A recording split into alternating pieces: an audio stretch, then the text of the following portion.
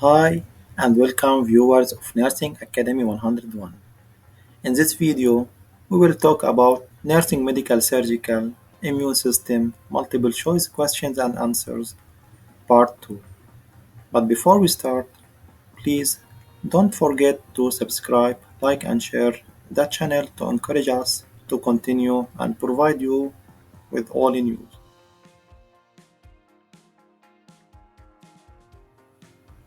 Question number 1.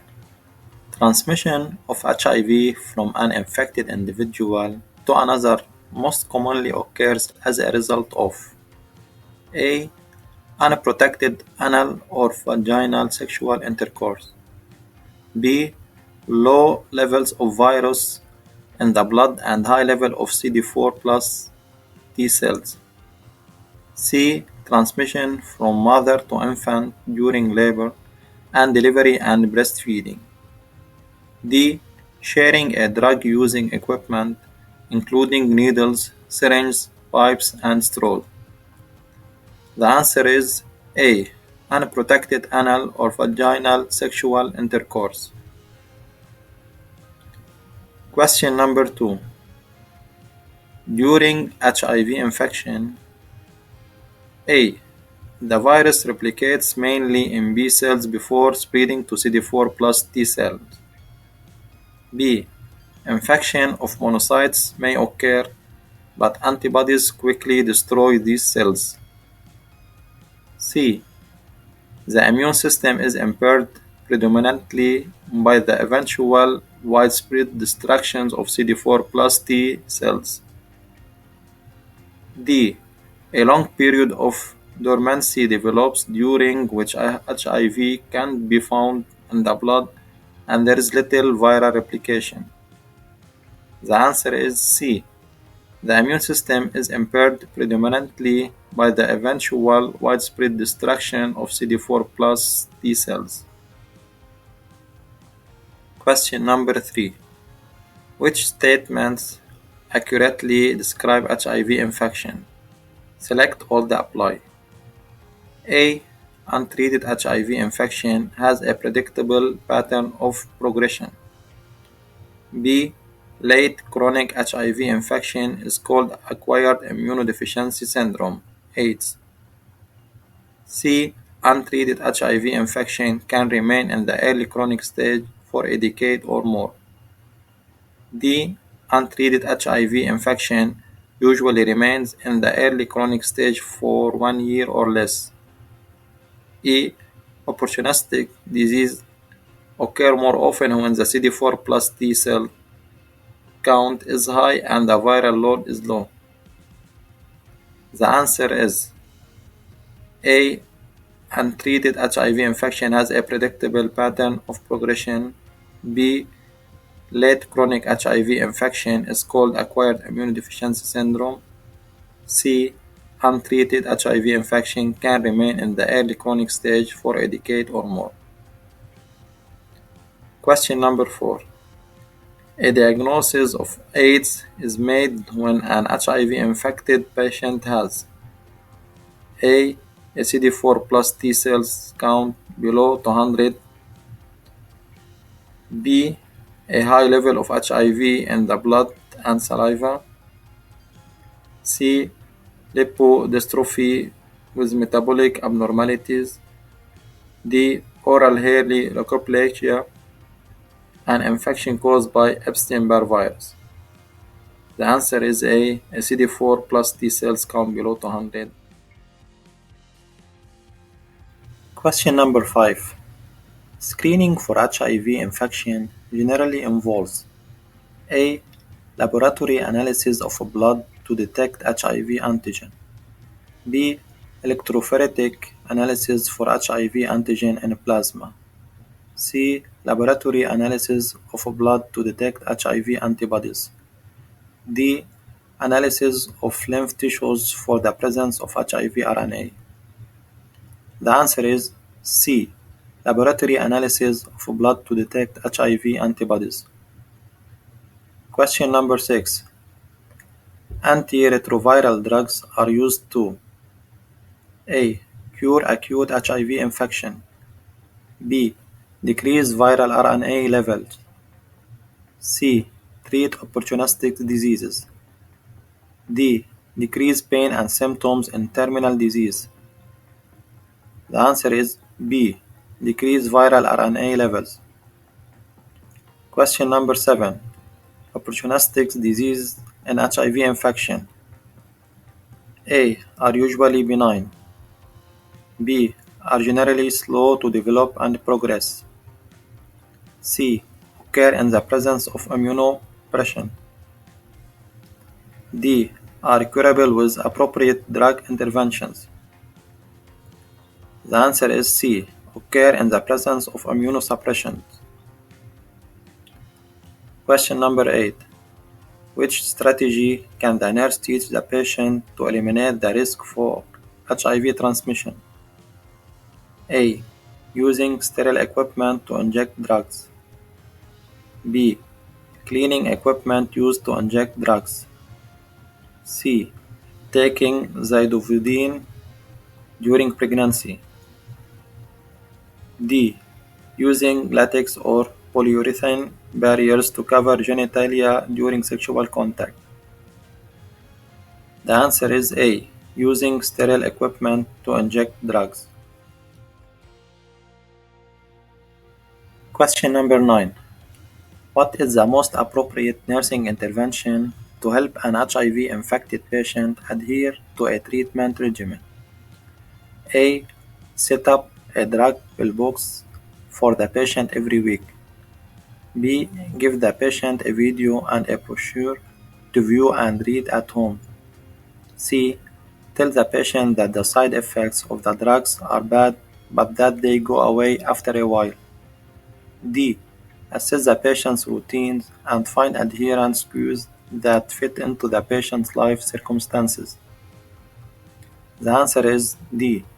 Assess the patient's routines and find adherence cues that fit into the patient's life circumstances.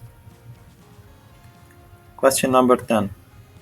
The nurse is caring for a patient newly diagnosed with HIV. The patient asks what would determine the actual developments of AIDS. The nurse's response is based on the knowledge that what is a diagnostic criterion for AIDS. A. Presence of HIV antibodies. B. CD4 T cells count below 200 per millimeter cube. C. Presence of oral hairy leukoplakia. D. White blood cell count below 5000 per millimeter cube. The answer is B. CD4 plus T cells count below 200 per millimeter cube. Question number 11. When teaching a patient infected with HIV regarding transmission of the virus to others, which statement made by the patient would indicate a need for further teaching? A. I will need to isolate any tissues I use so as not to infect my family. B. I will notify all of my sexual partners so they can get tested for HIV. C. Unprotected sexual contact is the most common mode of transmission. D. I don't need to worry about spreading this virus to others by spitting at the gym. The answer is A. I will need to isolate any tissues I use so as not to infect my family. Question number 12. A hospital has seen a recent increase in the incidence of hospital care associated infection. Which measure should be prioritized in the response to this trend? A. Use of gloves during patient contact. B. Frequent and thorough hand washing. C. Prophylactic broad-spectrum antibiotics. D. Fitting and appropriate use of N95 mask. The answer is B. Frequent and thorough hand washing. Question number 13. The nurse reminds the staff that standard precautions should be used when providing care for which types of patients? A. All patients regardless of diagnosis. B.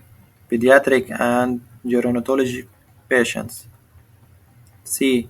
Patients who are immunocompromised. D. Patients with a history of infectious disease. The answer is A. All patients regardless of diagnosis. Question number 14. The nurse is providing care for a patient who has been living with HIV for several years. Which assessment finding most clearly indicates an acute exacerbation of the disease? A. A new onset of polycythemia. B. Presence of mononucleosis-like syndrome. C. A sharp decrease in the patient's CD4 plus count. D. A sudden increase in the patient's white blood cell count. The answer is C. A sharp decrease in the patient's CD4 count. Question number 15. The patient has vancomycin-resistant enterococci infection in a surgical wound. What infection precaution should the nurse use to best prevent transmission of the infection to the nurse, other patients, staff, and those outside the hospital? A. Droplet precautions. B. Contact precaution. C. Airborne precaution. D. Standard precaution. The answer is B. Contact precaution. Question number 16. A pregnant woman who was tested and diagnosed with HIV infection is very upset. What should the nurse teach this patient about her baby's risk of being born with HIV infection? A. The baby will probably be infected with HIV. B. Only an abortion will keep your baby from having HIV. C. Treatment with antiretroviral therapy will decrease the baby's chance of HIV infection. D. The duration and frequency of contact with the organs will determine if the baby gets HIV infection. The answer is C. Treatment with antiretroviral therapy will decrease the baby's chance of HIV infection. Question number 17. A 25-year-old male patient has been diagnosed with HIV. The patient doesn't want to take more than one antiretroviral drug. What reasons can the nurse tell the patient about for taking more than one drug? A. Together they will cure HIV. B. Viral replication will be inhibited. C. They will decrease CD4 T cell count. D. It will prevent interaction with other drugs. The answer is B. Viral replication will be inhibited. Question number 18. The nurse was accidentally stuck with a needle used on an HIV patient positive. After reporting this, what care should this nurse first receive? A. Personal protective equipment. B. Combination antiretroviral therapy. C. Counseling to report blood exposures. D. A negative evaluation by the manager. The answer is B. Combination antiretroviral therapy. Question number 19. The mother doesn't want her child to have any extra immunizations for diseases that no longer occur. What teaching about immunization should the nurse provide this mother? A. There is currently no need for those older vaccines. B. There is a re-emergence of some of the infectious such as pertussis. C. There is no longer an immunization available for some of those diseases. D. The only way to protect your child is to have the federally required vaccines. The answer is B. There is a re-emergence of some of the infectious such as pertussis. Question number 20. An 82-year-old woman is brought to her physician by her daughter with complaints of some confusion. What testing should the nurse suggest for this patient? A. Urine analysis. B. Sputum culture. C. Red blood cell count. D. White blood cell count. The answer is A. Urine analysis. Question number 21.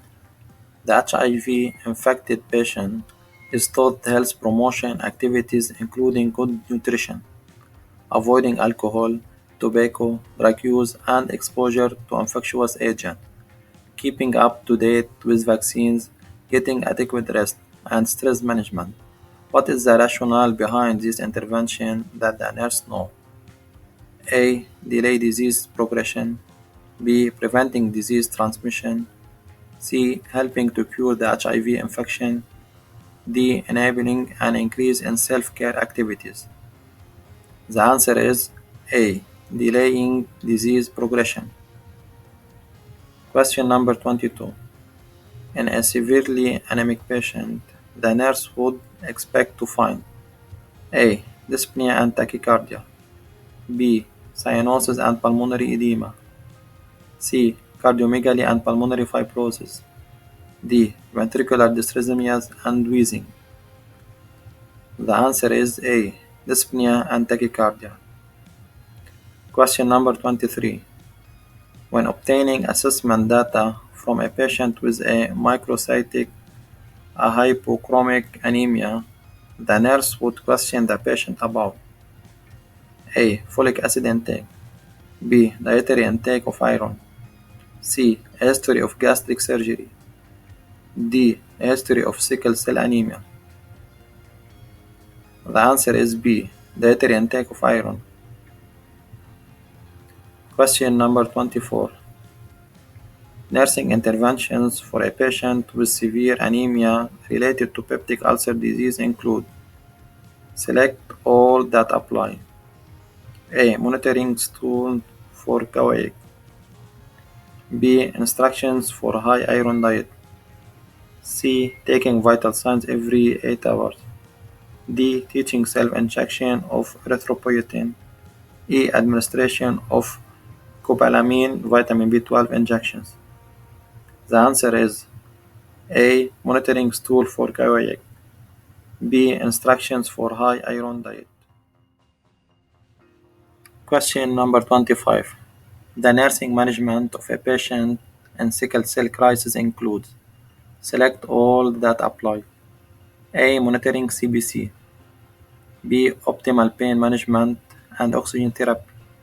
C. Blood transfusion if required and iron chelation. D. Rest as needed and deep vein thrombosis prophylaxis. E. Administration of IV iron and diet high in iron content. The answer is A. Monitoring CBC. B. Optimal pain management and oxygen therapy. C. Blood transfusions if required and iron chelation. D. Rest as needed and deep vein thrombosis prophylaxis.